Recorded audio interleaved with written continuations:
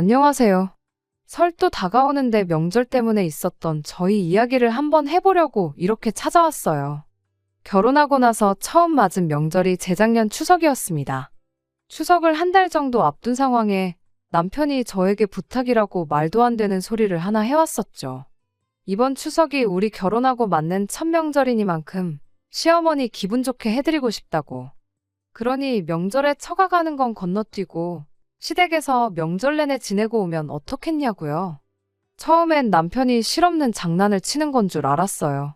남편이 생각 없이 아무 말이나 막 하는 사람은 아니었거든요. 이따금씩 어디서 썰렁한 농담 하나 배워와서 저한테 해줄 때가 있었는데 이 또한 그런 썰렁한 농담을 하는 거라고 생각했었죠.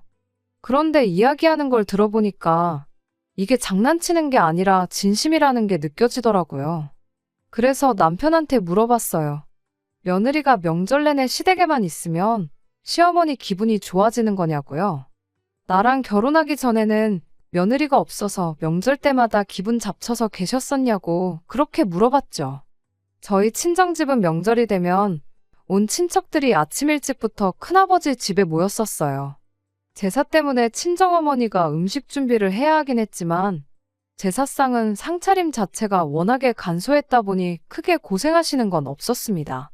그리고 그렇게 온 가족들이 모여서 차례 지내고 늦은 점심 먹고 어두워지기 전에 다들 집에 돌아가는 시기였어요. 돌아오는 길에 시간이 되면 이따금씩 외할머니 댁에 들르곤 했는데 그냥 곧바로 집에 돌아가는 날이 더 많았습니다. 그렇다 보니 그런 식으로 명절에 시댁에만 다녀오고 친정을 생략하는 건 충분히 이해할 수 있는 부분이었지요. 여자라고 명절에 시댁 먼저 가는 게 불공평하다 그렇게 생각하는 사람도 아니었지요. 다만 그렇다고 해서 명절 연휴 내내 시댁에서 있다가 오는 건 말도 안 되는 소리라고 생각했습니다. 실제로 그렇게 하는 사람들은 제 인생에 있어서 단 한 명도 본 적도 들어본 적도 없었고요. 그래서 다시 남편한테 물어봤어요. 혹시 어머님이 내가 친정 가는 걸 원치 않아 하시는 거냐고요.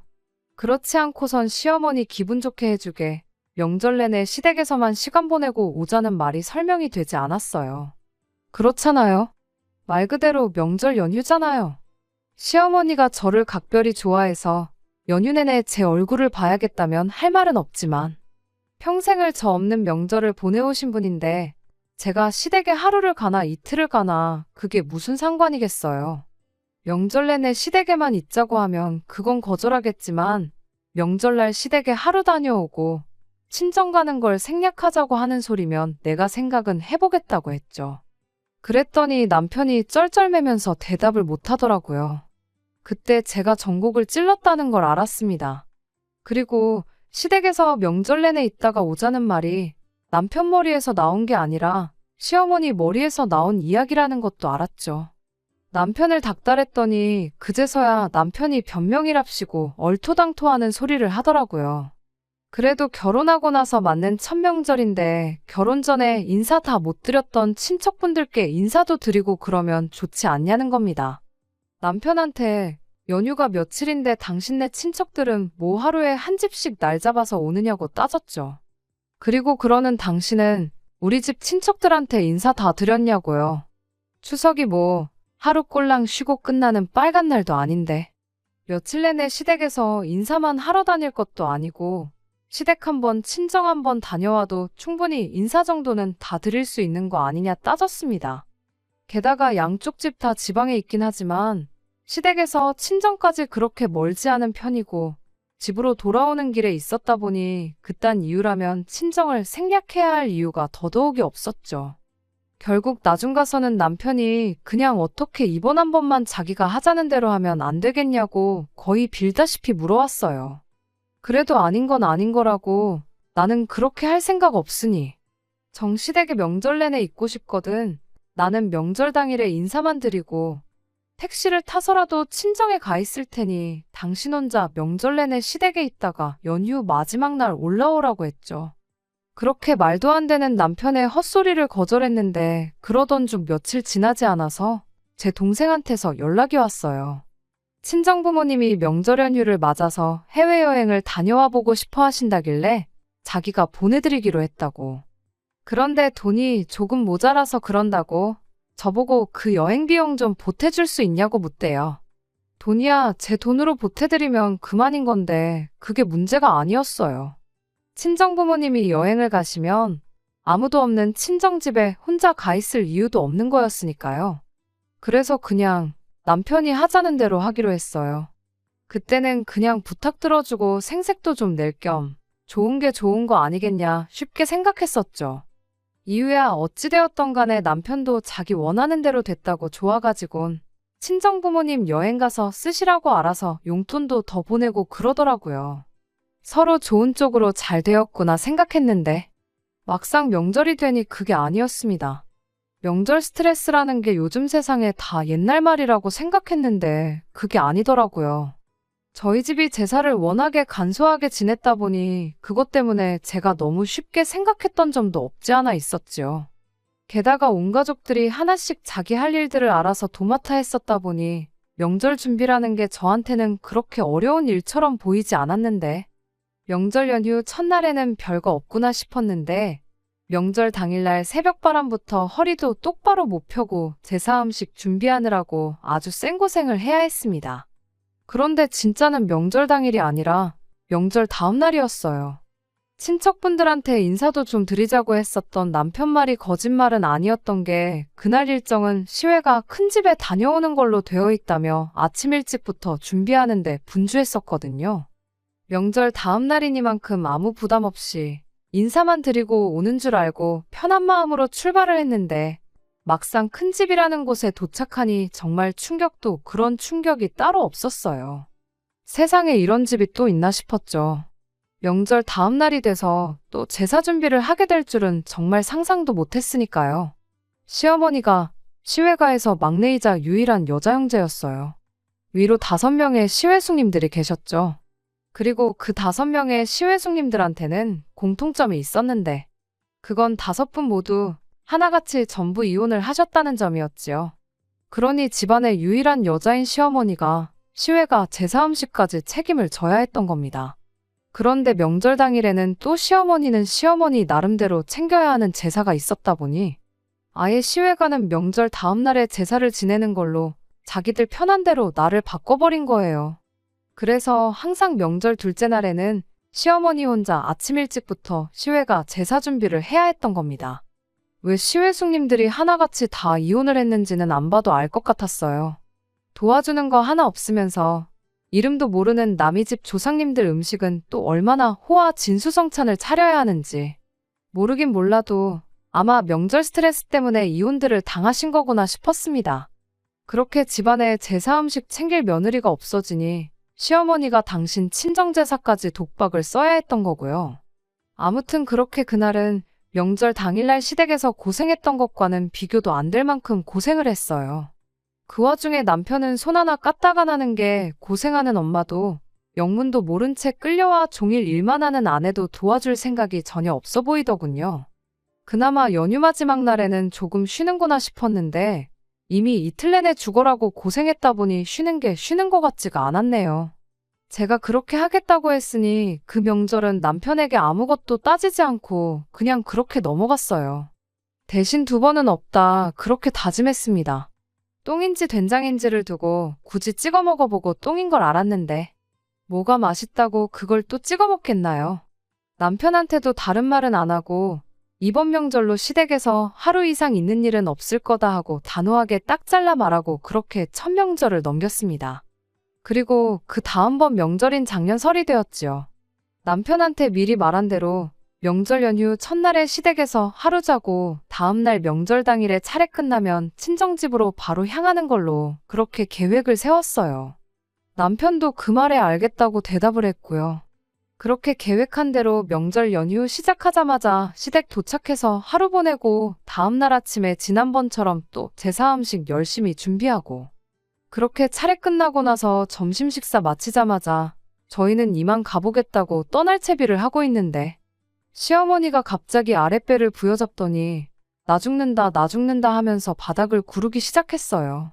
그러면서 지금 해야 할 것들이 산더미처럼 쌓여 있는데 내 배가 이렇게 아파서 어떡하냐며 정말 큰일이라고 하는 겁니다. 시어머니한테 제사 음식 많이 드셔서 그런 거 아니시냐고 소화제 좀 사다 드리겠냐고 했더니 그것 때문에 배가 아픈 게 아니시라더군요. 그래서 그럼 저희 가는 길에 응급실에 모셔다 드릴 테니 병원에 좀 다녀오시겠냐고 물어봤어요. 그랬더니 시어머니가 아파 죽겠다는데 며느리란 게 친정 갈 생각밖에 없느냐며 저한테 뭐라고 한마디를 하는 거예요. 남편도 어머니가 많이 안 좋아 보이시는데 괜찮아지시는 거 보고 시댁에 좀 더 있다가 친정으로 출발하면 어떻겠냐고 한마디 툭 던지더군요. 어이가 없었죠. 아프면 병원에 가셔야지 며느리가 친정 안 가고 시댁에 있는다고 아픈 게 낫냐고요. 소화불량이 아니면 배가 아플 일이 따로 뭐가 있겠냐고 급성 맹장염일 수도 있으니 병원 가서 확실하게 진료를 받아보는 게 좋겠다고 저도 박박 우겼습니다. 보나마나 다음날까지 아프다고 뻐겨서 시외가 끌고 가서 그 집 제사 준비 시키려고 하는 게 너무 뻔히 보였으니까요. 시어머니한테 며느리가 친정 안 가고 시댁에서 생고생을 하는 꼴을 봐야 낫는 병이냐고 물어볼까 하다 참았어요. 남편은 누가 봐도 꾀병을 부리고 있는 시어머니를 앞에다 두고 그래도 어머니가 아픈데 그냥 갈 수는 없지 않냐면서 힘든 거 있으면 자기가 도와주겠다고 어떻게든 시댁에 저를 붙들어 놓을 잔머리만 굴리고 있었습니다. 그래서 남편한테 말 잘했다고 나는 친정에 가야겠으니 당신 혼자 시댁에 남아서 어머님 곁을 지키라고 말하고 남편 손에 들려있던 차키 뺏어 들고 자리에서 일어났어요. 제가 진짜로 그러고 갈 줄은 몰랐는지 현관문 밖을 나갈 때까지 시어머니고 남편이고 바닥에 앉아서 나가는 저를 멀뚱멀뚱 쳐다만 보고 있었죠.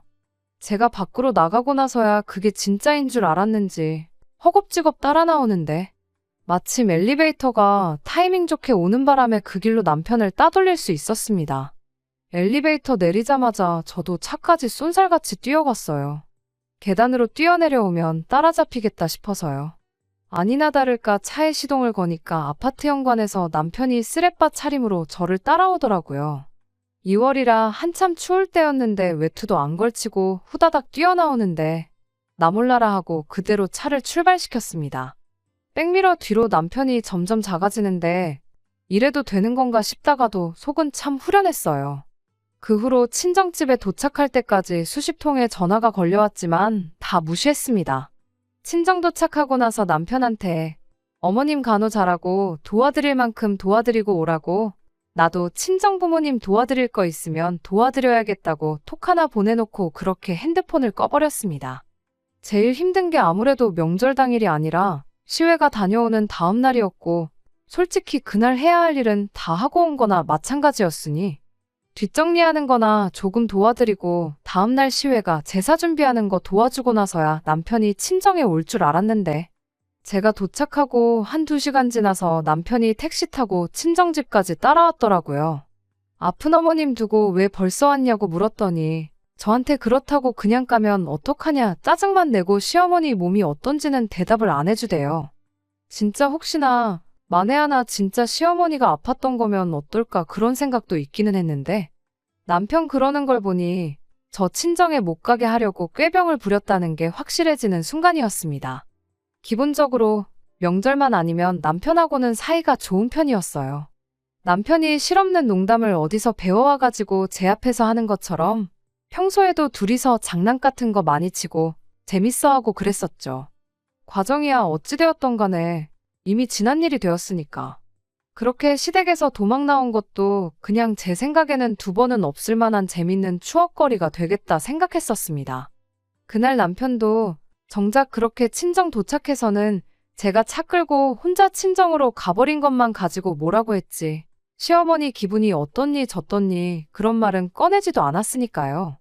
말씀드렸던 대로 시댁이 지방이었고 거리가 꽤나 되었다 보니 명절을 제외하고는 딱히 시댁에 시간 내서 일부러 찾아가고 그런 일은 거의 없었습니다. 어버이날 때도 생신도 그냥 용돈 얼마 보내드리고 마음만 전하고 넘어가는 게 대부분이었지요.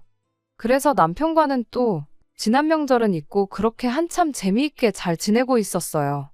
그런데 또 시간이 흐르고 다시 명절인 추석이 다가오기 시작하니 알게 모르게 스트레스를 받기 시작했습니다. 이게 사람들이 말하는 명절 증후군인가 싶었어요. 명절이 다가오는데 기쁘지가 않고 차라리 쉬는 게 아니고 회사로 출근하고 싶은 마음까지 들더라고요. 차라리 회사 일이 편하면 편했지. 시댁 가서 몸은 몸대로 고생하고 스트레스는 스트레스대로 받고 그날만 되면 꼭 남편도 시어머니 편드느라 괜히 멀쩡한 사이까지 나빠지는 기분이었거든요. 이번에도 시어머니가 친정 간다고 그러면 어디가 아프다고 꾀병을 부려댈지 그거 생각하면 짜증이 먼저 올라왔고 지난번에야 진짜로 제가 차키 들고 도망칠 줄은 생각도 못해서 그렇게 시댁에서 탈출을 할 수 있었던 거지. 이번에는 당한 게 있으니 저번처럼 곱게 저를 보내주지도 않을 거 아니겠냐 생각하니 더더욱 답답하더라고요. 이번에도 시어머니가 또 꾀병이 되었든 어떤 억지를 부리던 그런 식으로 저를 못 가게 막으면 이번에는 정말 방법이 없겠다 싶었거든요. 지난 설에 이미 남편과 시댁에서 하루 자고 친정 가서 하루 자고 오는 걸로 합의까지 봤던 상황인데도 남편은 그런 거 다 무시하고 그날만큼은 시어머니 편을 들어줬으니 그것도 그거 나름대로 스트레스였습니다.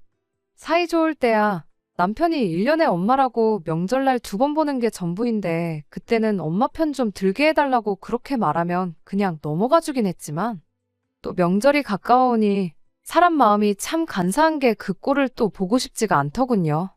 그래서 어떻게 하면 좋을까 하다가 그때 딱 좋은 생각이 났어요. 아예 친정집으로 가는 게 아니고 명절 맞아서 친정부모님하고 여행 스케줄 같은 걸 잡아서 예약해버리면 그러면 남편도 어떻게 시댁에 남아있으라고 우기지는 못하겠구나 싶더라고요. 그렇게 동생과 상의해서 추석 연휴 맞아서 어디 국내 여행으로 적당히 다녀올 만한 곳 찾아 이래저래 여행 준비를 시작했어요. 여행 준비는 명절 앞두고 이미 한 달도 전에 모든 게 끝이 나긴 했지만 그 사실을 일부러 남편한테 이야기해주지는 않았습니다. 아예 말을 안 할 생각은 아니었고 연휴 시작하기 며칠 전에 말해줄 생각이었어요. 미리 말해줘봐야 괜히 잔머리 굴릴 시간만 더 주는 게 아닌가 싶었거든요. 그렇게 연휴가 시작되기 며칠을 앞두고 남편한테 말을 해줬어요. 저번 명절처럼 이번 추석도 시댁에는 연휴 시작하는 날에 가서 하루 자고 다음날 명절 당일에 점심 식사까지 하고 친정으로 가자고요. 그렇게 친정 도착하면 바로 예약해놓은 여행지로 출발해서 하루 자고 그날 저녁에 친정 부모님은 친정집으로 우리는 우리대로 집으로 올라오면 되는 거라고 구체적인 여행 계획을 말해줬어요. 솔직히 말하면 남편이 여행 계획을 듣게 되면 엄청 당황할 줄 알았거든요. 장인 장모님하고 어디 여행을 다녀오게 되었다는 사실보다 결국 이번에도 저번처럼 시외가 제사에 어떻게든 억지로 저를 끌고 갈 방법이 사라지는 거나 마찬가지였으니까요. 그런데 의외로 남편이 놀라는 기색 하나 없었고 당황하는 모습조차 보이지 않는 거예요. 무덤덤하게 그러냐고 알겠다고 말하고 말더라고요. 그 반응을 보니까 제가 또 안 해도 되는 걱정을 쓸데없이 하면서 혼자 명절 오기 한 달 전부터 괜히 스트레스를 받았구나 싶었습니다. 무덤덤하게 그러냐고 대답하는 모습이 이번 명절만큼은 그런 식으로 시어머니한테 휘둘릴 생각이 없는 것처럼 보였거든요. 그런데 이건 완전 뛰는 며느리 위에 날아다니는 시어머니가 있는 격이었어요. 연휴 시작하자마자 시댁으로 출발했는데 평소보다 조금 일찍 출발하는 게 길이 막힐까봐 그러는 건 줄 알았는데 시댁 근처에 다 와가서 평소랑 다른 길로 가는 게 뭔가 느낌이 좀 쎄했습니다. 그러다가 문득 이 길이 와봤던 길처럼 익숙한 느낌이 들더라고요. 몇 번을 다시 생각해보니 어디로 가는 길이었는지 딱 깨달았어요. 언젠가 한 번 와봤다고 생각했던 그 길이 바로 시댁에서 시외가 큰 집으로 가는 길이었다는 걸 말입니다.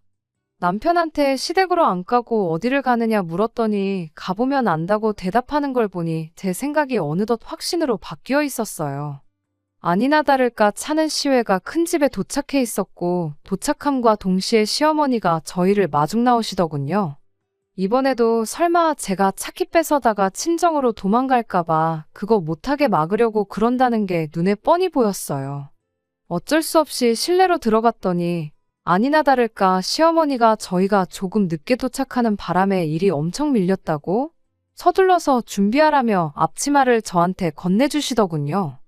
음식 준비를 시작하면서 시어머니가 저한테 하는 말이 우리 며느리가 친정에는 꼭 가야 하는 그런 사람인 것 같아서 그래서 아예 시외가 제사를 명절 다음 날에서 명절 전날로 바꿨다고요. 그러면서 여지껏 저희 오기 전까지 어머님이 당신 혼자 준비하느라 고생했으니 1시간 정도만 쉬고 오겠다시며 그 많은 일거리들을 저한테 떠넘기고는 혼자서 방으로 쓱 들어가는 겁니다. 일단은 빼도 박도 못하게 생겼으니 시어머니가 밑준비 해놓은 걸 가지고 전을 부치기 시작했는데 이내 내가 이게 뭐 하는 짓인가 하는 생각이 다 들더라고요. 시댁 제사만 준비해야 했다면 차라리 그런 생각까지는 안 했을 거예요. 명절 증후군이니 어쩌니 하지만 그래도 남들 다 하는 거니까. 하물며 명절 제사는 우리 집도 챙기고 있고 나중에 내 동생이 결혼하거든 내 옳게 될 사람도 아무리 음식 준비하는 게 가짓수가 적고 편하더라도 똑같은 기분이 들지 않겠나 그렇게 생각하고 아무 불만 갖지 않고 하려고 했죠. 그런데 이건 뭐 저 하나 부려먹겠다고 제사 지내는 날도 자기들 편한 대로 바꿔대는 게 이게 맞는 건가 싶었죠.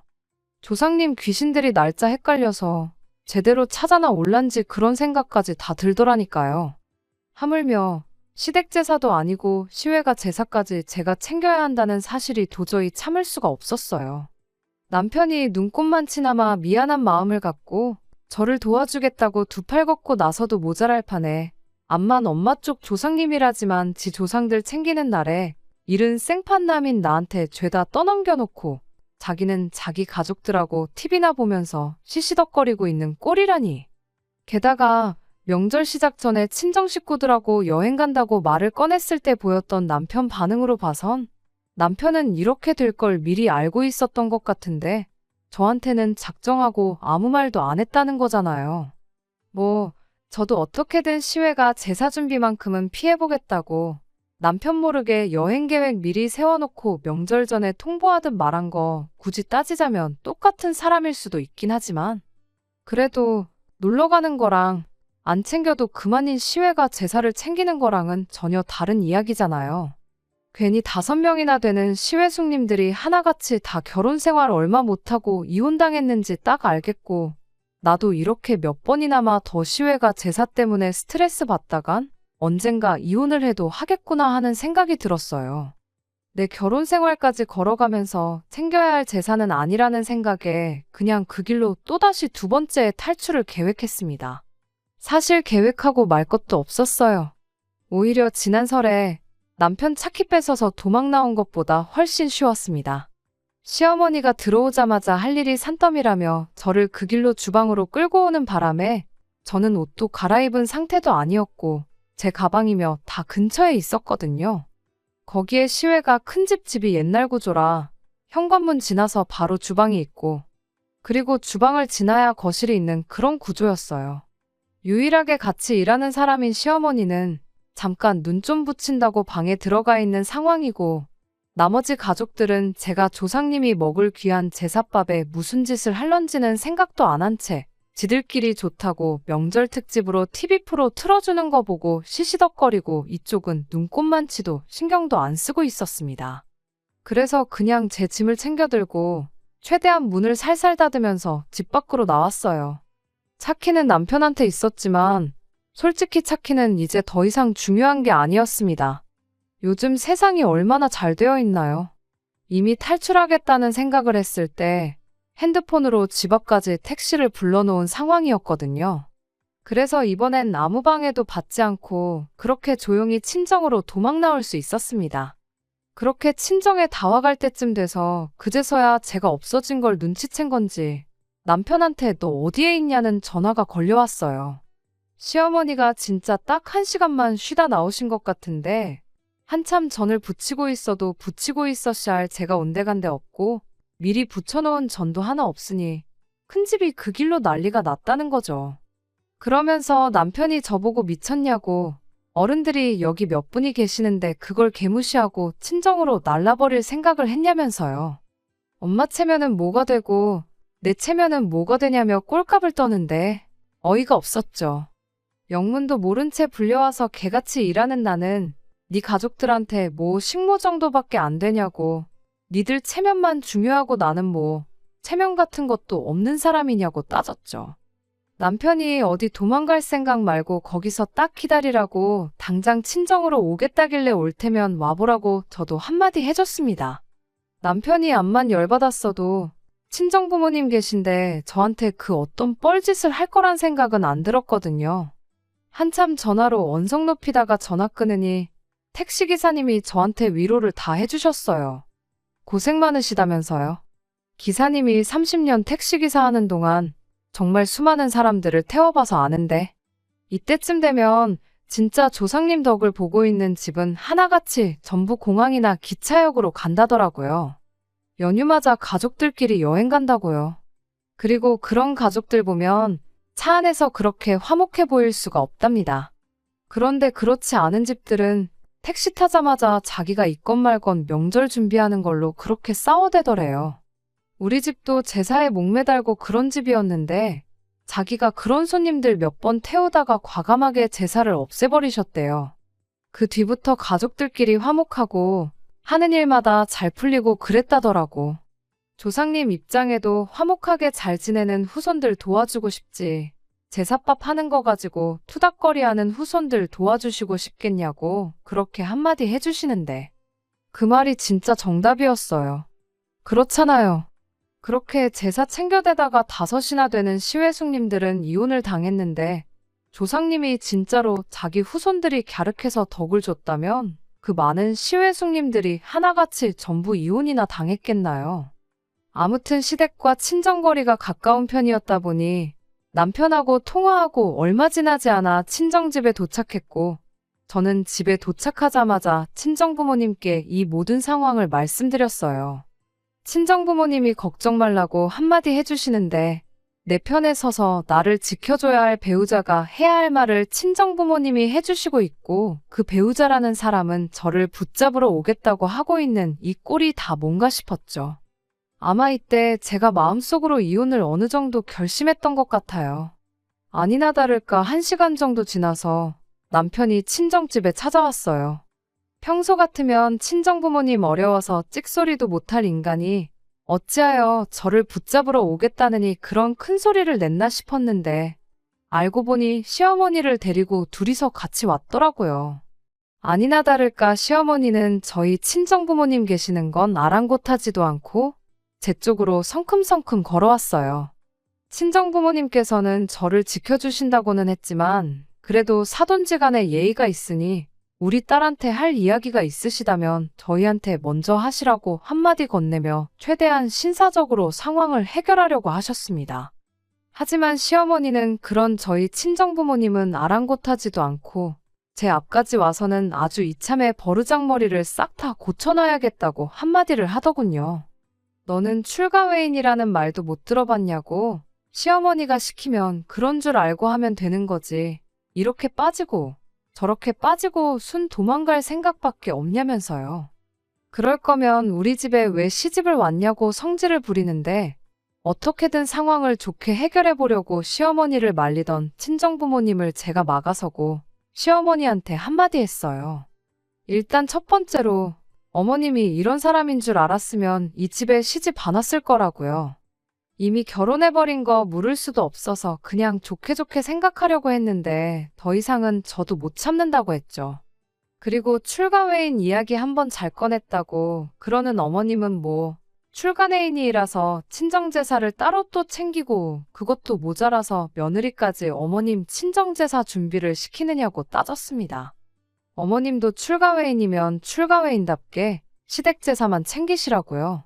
일이 이렇게 된 거 이미 엎질러진 물이나 마찬가지긴 하지만 제가 앞으로 명절에 시댁제사만 챙기는 걸로 이야기하면 저도 여기까지만 하고 더 하지는 않겠다고까지 했습니다. 이미 이혼 생각은 굴뚝 같았지만 열받는다고 이혼하고 그럴 수는 없는 노릇이니 제 딴에는 나름 마지막 기회를 줬던 거예요.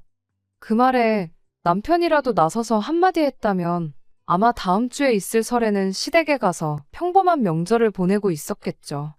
하지만 시어머니는 그럴 생각이 없어 보였습니다.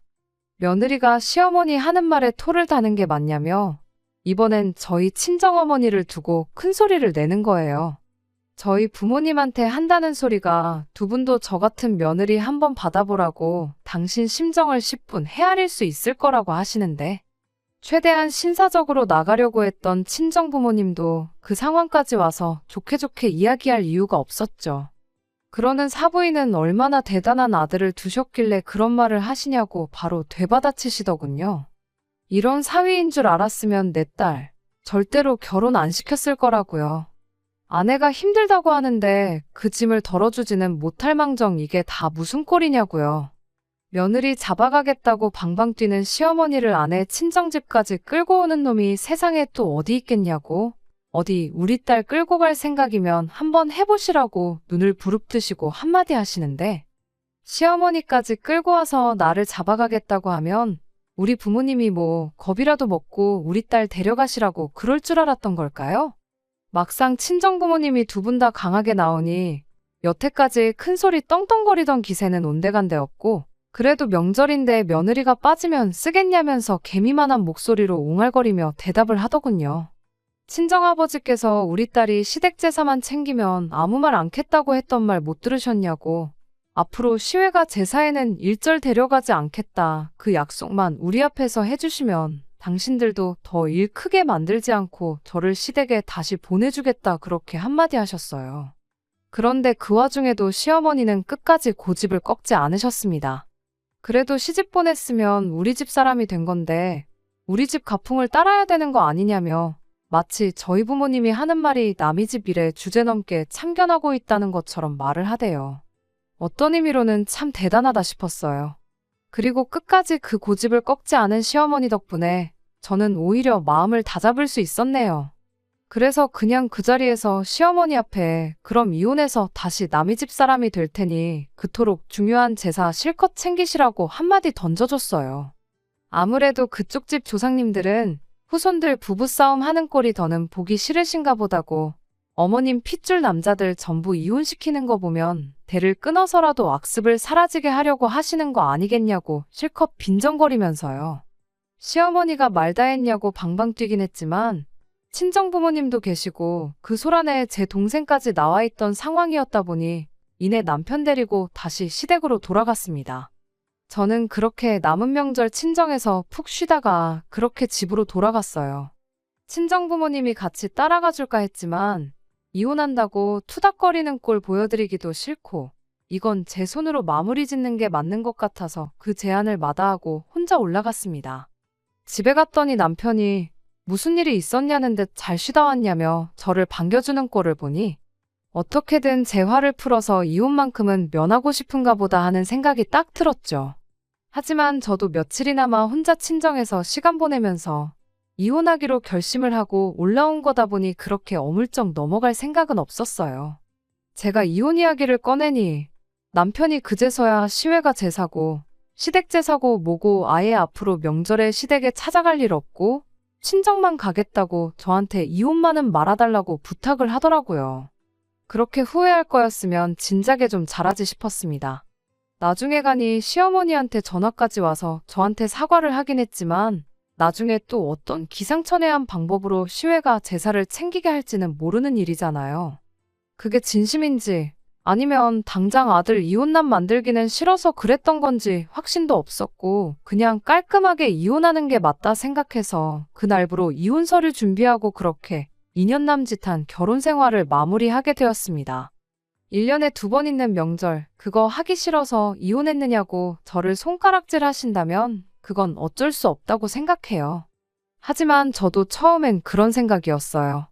남들도 다 하는 거니 두 눈 꾹 감고 하면 되는 거 아니겠냐 생각했었죠. 시어머니가 제사 지내는 날까지 바꿔가며 어떻게든 저를 속여 부려먹는 게 아니라 혼자서는 힘에 부쳐서 그러니 도와달라고 솔직하게 부탁하셨었더라면 남편도 그렇게 엄마 편하라고 저한테 일을 떠넘기고 마는 게 아니라 어설픈 솜씨로라도 두 팔 걷고 같이 준비하는 신용이라도 해줬었더라면 저도 이혼까지 하지 않고 처음 생각했던 대로 1년에 2번 있는 거 이틀 고생하고 말지 하는 생각으로 결혼 생활을 이어갔었을 겁니다. 1년에 딱 2번 있는 명절이잖아요. 니일 내일 따로라고 생각하지 말고 가족 구성원 모두가 한 가족으로 같이 서로 도우는 그런 명절이 된다면 아마 명절 때 같은 이유로 싸우는 사람들은 없지 않을까, 명절 증후군이라는 말도 사라지지 않을까, 그런 생각입니다. 일하는 사람 따로 있고, 먹고 노는 사람 따로 있는 거 아니니까요. 끝까지 들어주셔서 감사합니다. 오늘의 사연은 여기까지입니다. 구독과 좋아요, 알람 설정 부탁드리고 더 좋은 사연으로 다시 찾아뵙겠습니다. 감사합니다.